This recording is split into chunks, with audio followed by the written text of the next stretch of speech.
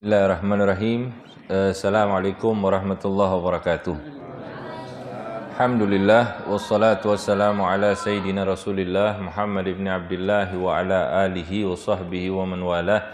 Subhanaka la ilma lana illa ma 'allamtana innaka antal alimul hakim. Rabbi shrah li sadri wa yassir li amri wahlul 'uqdatan min lisani yafqahu qawli, amma ba'd. Alhamdulillah, segala puji kehadirat Allah Subhanahu wa taala yang kembali mengumpulkan kita di dalam pertemuan ini, di dalam majelis ini, untuk kita kembali membahas kitab, melanjutkan pembahasan kitab kita di Risalah Adab Sulukil Murid.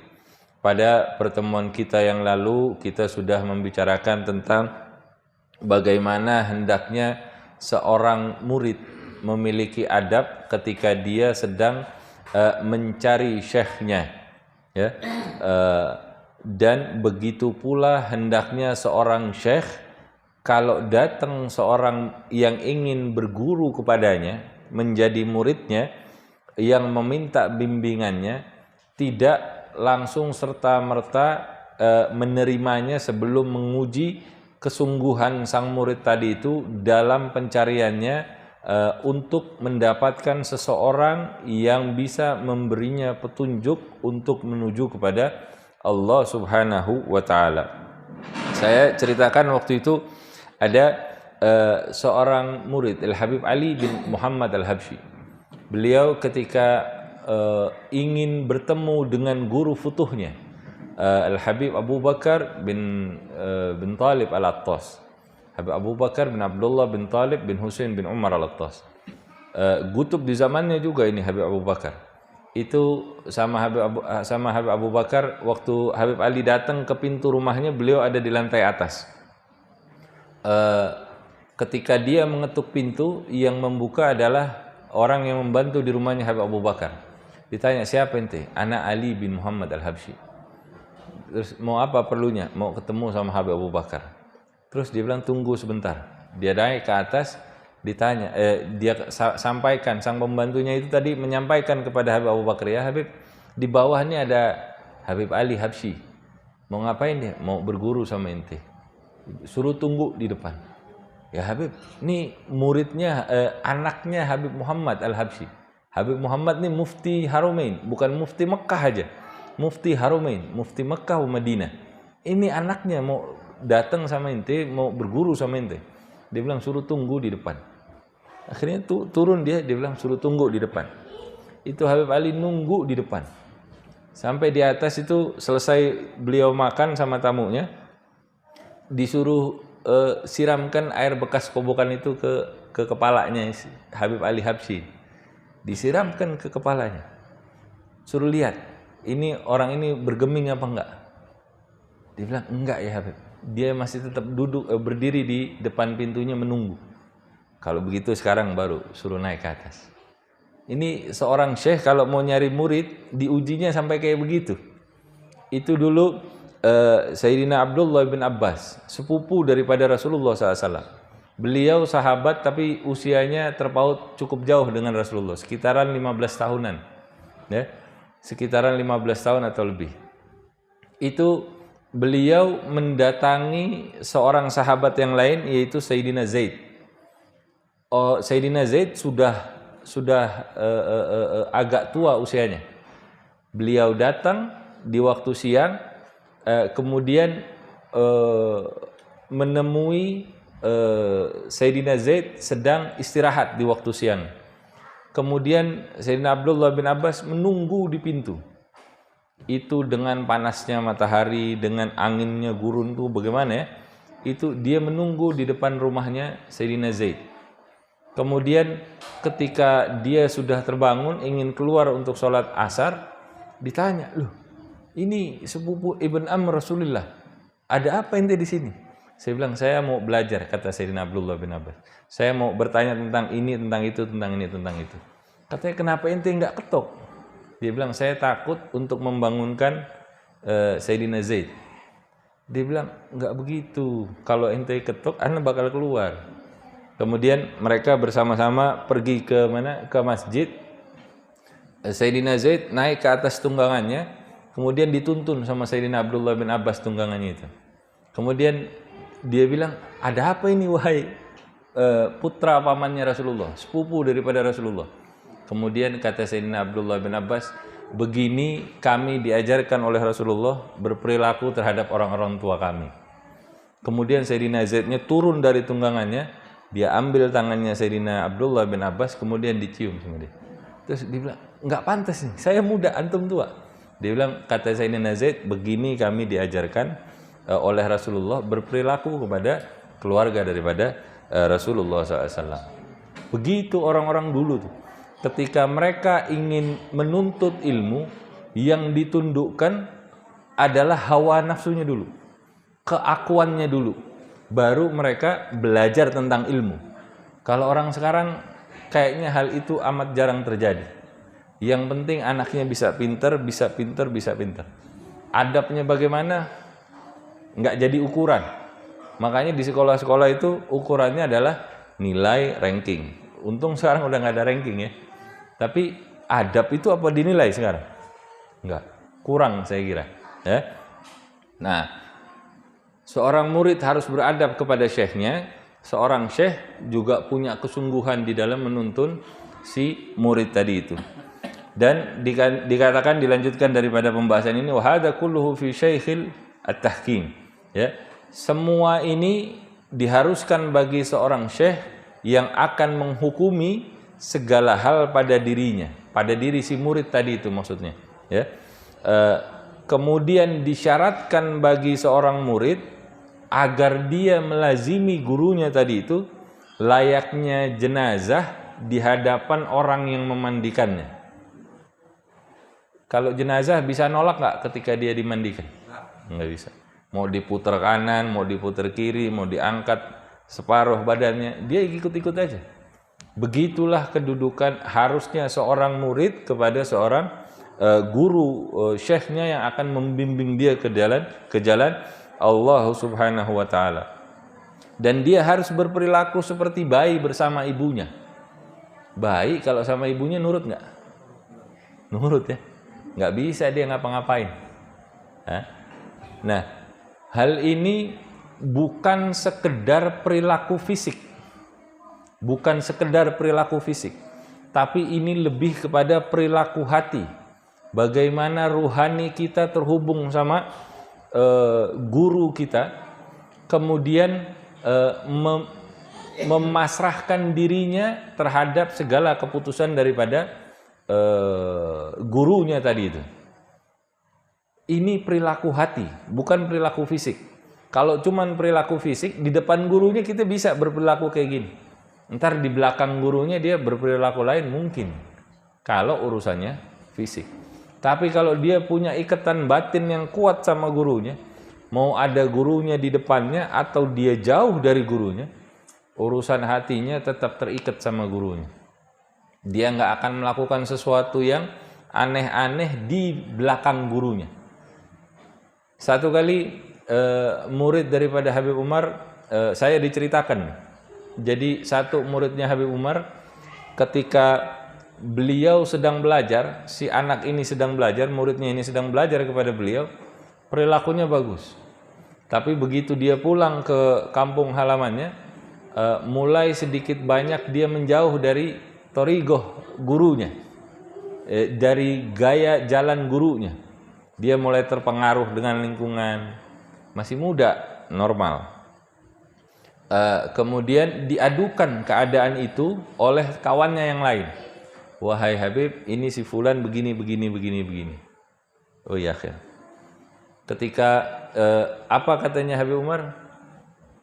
Ketika dia datang ke kampung tempat si anak itu berada, dia hanya tersenyum. Dia katakan kepada anak itu, "Tir ya tair, hablak ma'ana." Dia bilang, "Terbanglah wahai engkau burung, tapi talinya ente ini sama saya." Jadi sebegitu seorang guru bertanggung jawab terhadap muridnya. Si murid itu mau bagaimana, guru itu mendidik dia dengan pandangannya, mendidik dia dengan hatinya. Makanya orang kalau sudah punya terikat sama gurunya, itu orang-orang yang beruntung. Orang-orang yang beruntung. Kenapa? Karena setiap langkahnya itu diawasi oleh gurunya. Dijaga supaya nggak keluar kemana-kemana. Terbang wahai engkau burung. Tahu burung yang suka dijual di SD-SD itu ya? Kan ada talinya. Dia mau terbang bagaimana? Nggak bisa terbang. Dia pikir dia terbang, tapi ya paling di sekitaran situ aja. Talinya dipegang sama gurunya. Ente mau terbang kemana? Insya Allah terbalik. Ya.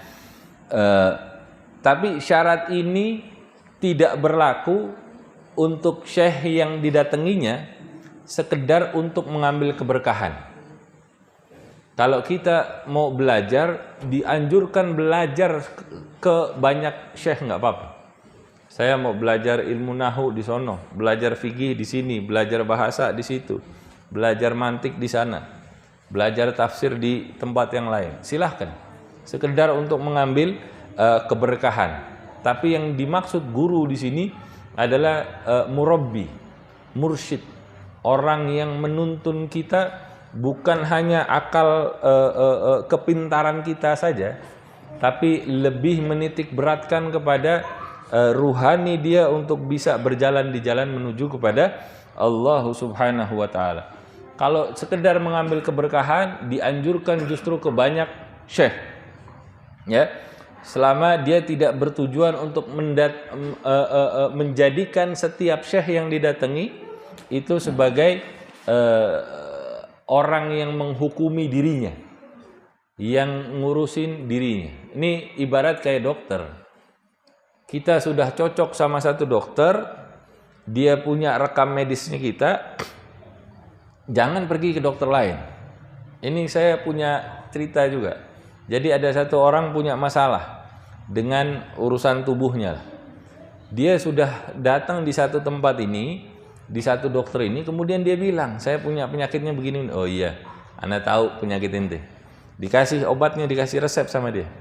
Dikantongin sama si pasien tadi nih. Pergilah dia. Berkumpul sama teman-temannya, cerita dia.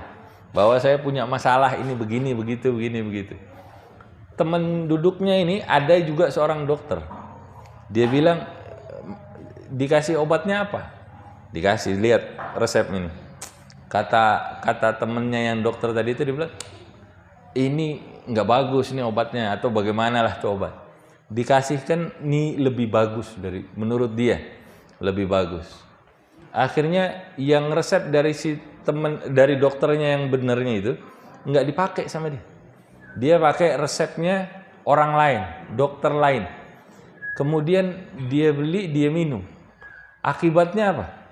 Akibatnya dia punya masalah dengan tubuhnya. Kemudian dia balik lagi ke dokternya yang langganannya dia. Dia bilang, dok, nih saya begini, begitu. Loh, kok bisa begitu? Iya. Obat anak ente minum nggak? Dia bilang enggak. Waktu itu saya begini dikasih sama kawan saya yang dokter juga obatnya ini. Lu, kata dokter langganannya dia, kenapa ente minum ini obat? Ini obat sama ente nggak cocok. Soalnya ente begini, begitu. Kita nih kadang-kadang ingin berperilaku seperti seorang dokter, padahal keilmuan kita terbatas. Ini hanya untuk masalah fisik aja, punya imbas nggak bagus buat diri kita. Buat dirinya orang itulah, contoh yang saya ceritakan tadi. Ini apalagi tentang tentang perjalanan rohani. Yang tahu diri kita, luar dalamnya diri kita, itu adalah syekh futuhnya kita, murabbinya kita, mursyidnya kita. Dia yang ngerti, dia tahu kondisi jalan mana yang cocok untuk diri kita, sesuai dengan keadaan kita.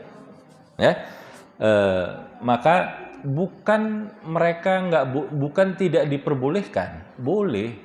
Kalau misalnya sekedar untuk mencari keberkahan, silahkan. Tapi kalau untuk menghukumi kita atas segala apa yang terjadi di dalam diri kita, jangan cari sembarang dokter, jangan cari sembarang guru. Boleh jadi dokter-dokter itu, guru-guru yang lain itu juga orang-orang yang hebat, tapi belum tentu dia tahu keadaan diri kita dari A sampai Z. Ya. Ada juga seorang murid itu dalam mencari gurunya, hendaknya dia bersungguh-sungguh. Ini yang kadang langka di dalam diri orang-orang saat ini. Mungkin juga di dalam diri kita. Ya. Dulu saya nggak dapat contoh yang lebih bagus daripada sepengetahuan saya. Ini daripada kisahnya Syekh Yusuf bin Abid Al-Hasani. Bukan karena beliau datuk saya, bukan. Tapi ini betul karena memang kisahnya beliau itu dikenal oleh banyak orang. Beliau lahir di Maroko, di kota Anggot. Beliau dari usia 10 tahun sudah belajar Al-Quran sama abahnya. Dan dia setelah abahnya meninggal di usia yang ke-10, dia banyak berguru keliling satu Maroko untuk berguru dari satu ke satu, dari satu ke satu. Menghabiskan usianya itu dengan berguru. Tapi yang dia cari bukan cuma sekedar guru ilmu pengetahuan agama, tapi dia mencari guru, mursyid, murabbi yang bisa menyampaikan dia kepada Allah Subhanahu wa ta'ala.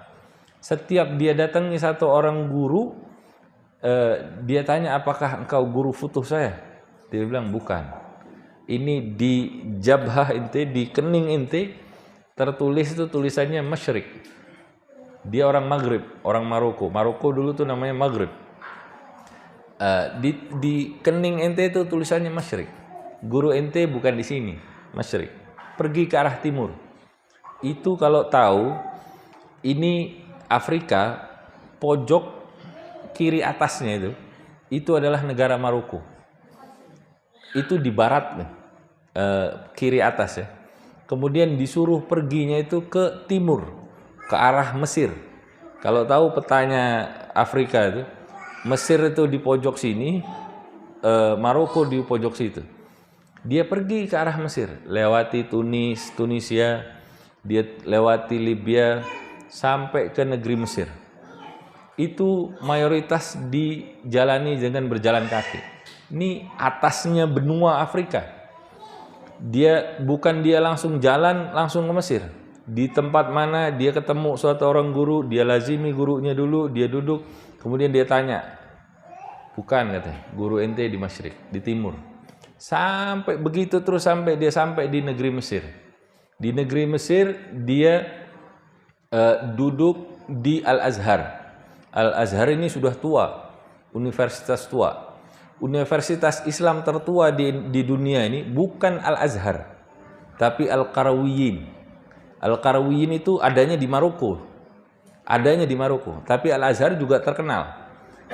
Kemudian dia duduk di Al-Azhar, ketemu sama gurunya Syekh Muhammad bin Hasan Al-Bakri. Dia tanya, dia duduk, dia lazimi gurunya, dia tanya, apakah engkau guru saya? Futuhnya maksudnya. Dia bilang, bukan. Guru ente ini adanya di Masyrik. Masih pergi lagi ke timur. Tapi dia bilang, duduk sini dulu. Duduk dia di situ. Kemudian datang satu orang dari India. Dari India yang mau belajar di Azhar. Perjalanan dari negeri India itu, kalau mau ke Mesir, itu ngelewati itu. Yaman, ngelewati Saudi, sampai nyebrang ke Mesir. Kemudian si orang India tadi ini ngomong bahwa di negeri Hadramut, di negeri Yaman, itu ada satu orang syekh kabir, seorang syekh yang besar, yang sedang menunggu-nunggu seorang syarif, murid yang dijanjikan buat dia. Kemudian didengar hal tersebut sama Syekh Muhammad bin Hasan Al-Bakri, kemudian dia bilang ke Syekh Yusuf bin Abid, kalau engkau benar seorang syarif, syarif itu sebutan habaib tapi dari golongannya Sayyidina Hasan, turunannya Sayyidina Hasan disebutnya syarif, turunannya Sayyidina Husain disebutnya sayyid. Di zaman itu, kalau benar engkau seorang syarif, maka boleh jadi itu adalah gurumu. Dan Yaman itu letaknya sebelah timurnya memang dari Mesir. Kalau gitu dia bilang, kalau gitu saya izin, saya mau ke sana. Boleh. Tapi ente haji dulu. Haji dia. Dia pergi haji, kemudian dia ke Madinah, ziarah kepada Rasulullah. mengadukan kondisinya kepada Rasulullah, sampai datang isyarah, baru dia pergi ke negeri Hadramut. Sampai dia ketemu dengan Syekh Abu Bakar bin Salim. Singkat cerita, begitu dia sampai di hadapannya Syekh Abu Bakar bin Salim, itu dia disambut, ya Yusuf. Diketahui langsung namanya. Ya Yusuf, apa yang membuatmu lama sampai di sini? Ini ungkapan kerinduan seorang yang sudah menanti-nanti yang dijanjikan buat dia. Apa yang menahanmu begitu lama kok baru sekarang sampai di sini? Bukan keluhan, tapi ini ungkapan kerinduan seseorang. Dan begitu dia melihat wajah dari gurunya, dia tidak merasa ini orang yang asing. Kok kayaknya ini sering lihat ya, di mana tapi? Dia bilang, ya nanti kalau saya ceritakan dianggap sebuah tahayul. Tapi memang itu kelebihan daripada orang-orang zaman dahulu, orang-orang yang diberi kelebihan oleh Allah Subhanahu wa taala. Akhirnya ya dia sampai kepada Syekh Abu Bakar bin Salim, hingga Syekh Abu Bakar bin Salim meninggal di pangkuannya. Meninggal di pangkuannya dari Syekh Yusuf bin Abid Al-Hasani. Nah, lamanya perjalanan, jauhnya jarak, itu buat beliau bukan suatu hambatan untuk bisa menemukan seorang guru yang bisa, kalau dipikir-pikir, ditimbang-timbang, ini dengan hasil yang akan didapati, yaitu sampai kepada Allah Subhanahu wa taala, maka jauhnya jarak tadi itu atau lamanya waktu yang harus ditempuh itu nggak ada nilainya sama sekali. Nah, ini kita nih sekarang, kalau seorang murid lemah di dalam pencariannya kepada seorang syekh yang bisa menuntunnya ke jalan Allah, maka apa keuntungan yang akan kita dapatkan nanti? Kalau mau pinter-pinteran, kalah kita pinternya sama Google, kalah kita pinternya sama ChatGPT, sama AI yang sedang berkembang sekarang, sama mesinnya Iron Man aja kita kalah. Kalau di film tuh ya, kalah kita kalau pinter-pinteran. Tapi yang kita cari bukan sekedar pinter, tapi yang kita cari adalah sesuatu yang berkah buat kita, yang bisa menghantarkan kita kepada Allah Subhanahu wa ta'ala.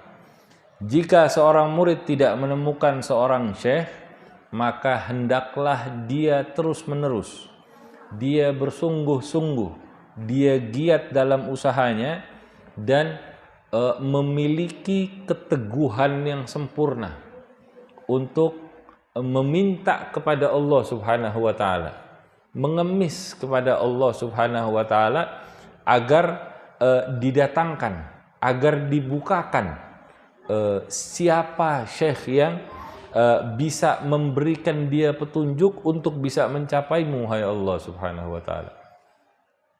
Kebanyakan orang menghabiskan usahanya sekedar untuk belajar.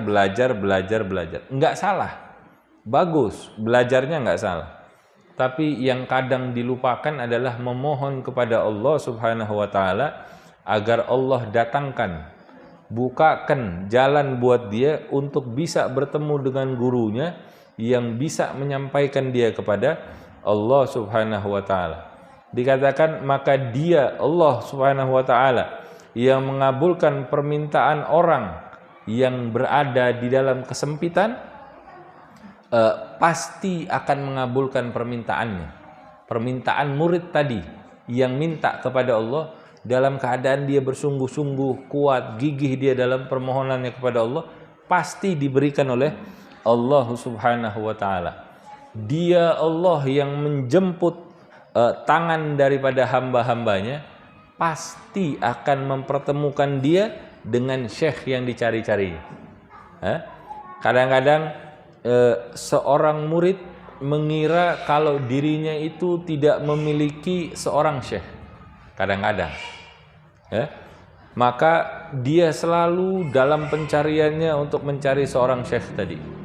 Padahal boleh jadi dia memiliki seorang syekh yang tidak dilihatnya secara langsung, tidak diketahui, dia tidak mengetahui bahwa ini adalah syekhnya, yang mendidiknya melalui pandangannya. Dia kasihkan pandangannya, bukan cuma penglihatan. Pandangan itu bukan cuma melihat, tapi ketika boleh jadi kita ngobrol sama teman kita yang kita anggap biasa aja, setiap kita ngomong sama dia, dia akan memberikan pandangan yang mengarahkan kita untuk menuju kepada Allah Subhanahu wa taala.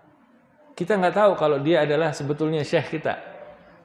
Boleh jadi, ya, yang menjaganya dengan pandangannya, mendidiknya lewat pandangan dan menjaganya dengan perlindungannya, sehingga dia tuh nggak ngerasa kalau itu adalah syekhnya.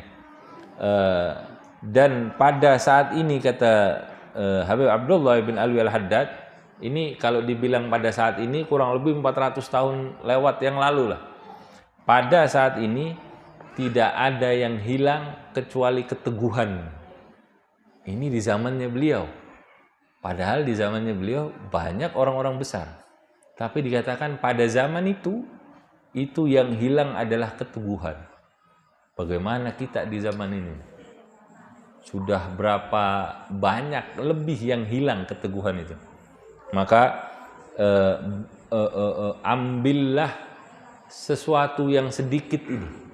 Jadilah kelompok yang kecil ini, yaitu orang-orang yang memiliki keteguhan, karena syekh yang sempurna itu masih ada. Bukan nggak ada. Tapi Allah Subhanahu wa taala tidak menampakkannya mungkin kepada kita semata-mata supaya kita selamat. Loh, kok bisa, Beb? Nggak ketemu sama syekhnya tapi kita selamat. Iya. Boleh jadi kalau kita ketemu sama syekh kita akan meremehkan dia. Kita nggak punya adab sama dia. Sehingga dengan kita ditutup pandangan kita dari dia, itu boleh jadi adalah sesuatu yang manfaat besar buat kita. Karena dia bisa tetap menjaga kita dengan pandangannya, dengan didikannya. Ya. Dan Allah Subhanahu wa taala tidak menjadikan petunjuk bagi para walinya kecuali merupakan petunjuk kepada Allah Subhanahu wa taala, dan tidak menyampaikan seseorang kepada mereka kecuali siapa yang ingin disampaikan oleh Allah kepada Allah Subhanahu wa taala. Semoga Allah Subhanahu wa taala membuka hati kita, memberikan kita keteguhan, memberikan kita semangat, memberikan kita harapan untuk memohon kepada Allah Subhanahu wa taala, mengemis kepada Allah Subhanahu wa taala, agar Allah berikan kepada kita, tunjukkan kepada kita seseorang syekh yang bisa mendidik kita, mendidik ruhani kita, untuk kita bisa sampai kepada Allah Subhanahu wa taala. Dan semoga Allah menjadikan kita semua sebagai orang-orang yang Allah kehendaki untuk bisa sampai kepada Allah Subhanahu wa taala. Begitu juga pasangan hidup kita, anak keturunan kita, dan kawan-kawan kita, orang-orang yang kita cintai dan mereka yang mencintai kita. Dan kita dikumpulkan kelak bersama mereka di dalam surga Firdausil A'la tanpa didahului hisab, tanpa fitnah. Ala hadhihi niyyah wa likulli niyatin salihah wa ila hadratin nabi Muhammadin sallallahu alaihi wa alihi wasallam bisirril Fatihah. Alhamdulillah rabbil alamin arrahmanir rahim maliki yaumiddin iyyaka na'budu wa iyyaka nasta'in ihdinas siratal mustaqim siratal ladzina an'amta 'alaihim ghairil maghdubi 'alaihim waladdallin amin. La ilaha illallah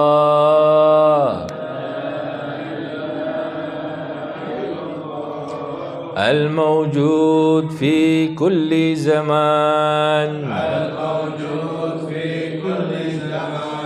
لا إله إلا الله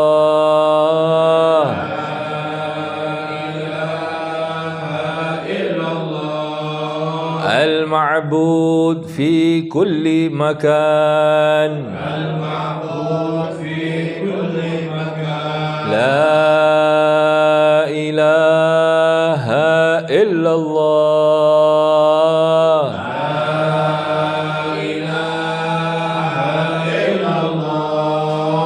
المذكور بكل لسان لا إله إلا الله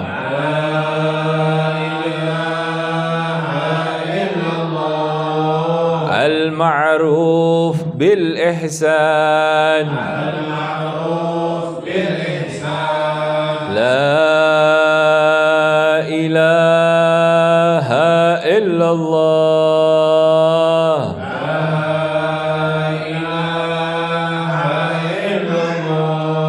كل يوم هو في شان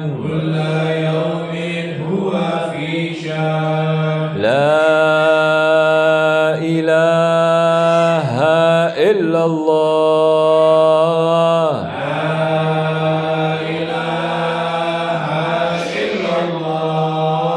الأمان الأمان من زوال الإيمان ومن فتنة الشيطان يا قديم الإحسان كم لك علينا من إحسان إحسانك القديم يا حنان يا منان يا رحيم يا رحمن يا غفور يا غفار اغفر لنا وارحمنا وأنت خير الراحمين وصلى الله على سيدنا محمد وعلى آله وصحبه وسلم الحمد لله رب العالمين يا ربنا اعترفنا بأننا اقترفنا وأننا أشرفنا على لظى أشرفنا فتوب علينا توبة تغسل لكل حوبة واستر لنا العورات وآمن الروعات واغفر لوالدينا ربي ومولودينا والآل والإخوان وسائر الخلان وكل ذي محبة أو جيرة أو صحبة والمسلمين أجمع آمين ربي اسمه فضلا وجودا منا لا باكتساب منا بالمصطفى الرسول نحظى بكل سول بالمصطفى الرسول نحظى بكل سول بالمصطفى الرسول نحظى بكل سول صلى وسلم ربي عليه عد الحب وآله وصحبه عداد الصحب والحمد للإله في البدء والتناهي سبحانك اللهم وبحمدك أشهد أن لا إله إلا أنت أستغفرك وأتوب إليك سبحان ربك رب العزة عما يصفون وسلام على المرسلين والحمد لله رب العالمين هذا مني والعفو منكم والسلام عليكم ورحمة الله وبركاته